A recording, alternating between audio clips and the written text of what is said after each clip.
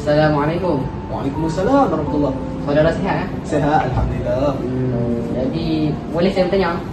Boleh, silakan. Saya ada satu pertanyaan. Ya. Kalau kita tengok dunia pada hari ini, Ya. ramai seolah-olah bertanya-tanya,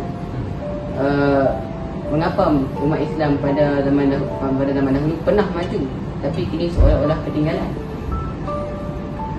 Oh, baik.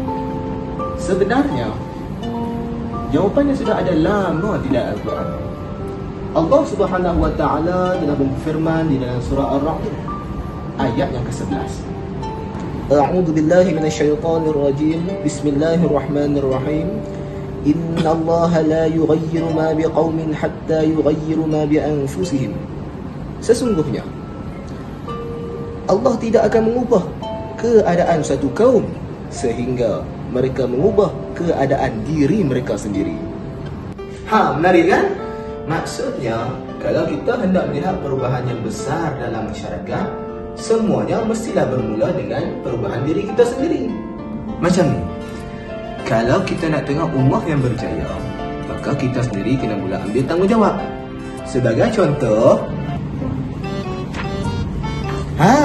kalau kita pelajar, kita mestilah rajin belajar dan berdisiplin. Kalau kita usahawan, kita kanalah jujur dan adil dalam berniaga. Cik nak ambil apa, Cik? Ambil sini lah tu. Ambil tak?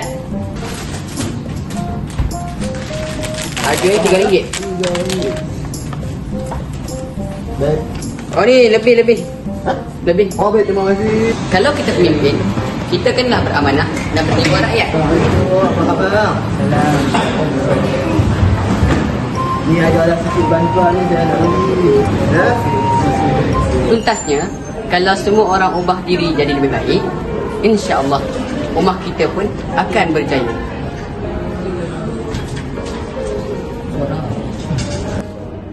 Tapi ada satu lagi benda yang penting,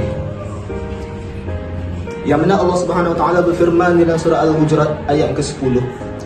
A'udzu billahi minasyaitonir rajim. Bismillahirrahmanirrahim. Innamal mu'minuna ikhwah. Sesungguhnya orang-orang mukmin itu bersaudara. Jadi jika kita hendak berjaya, maka kita kenalah bersatu, tidak boleh berpecah dan berbalah. Ingat, Al-Quran dah beri kita kunci kejayaan. Cuma bergantung kepada kita nak menggunakannya atau tidak. Jadi sekian, wabillahi taufiq wa hidayah. Assalamualaikum warahmatullahi wabarakatuh.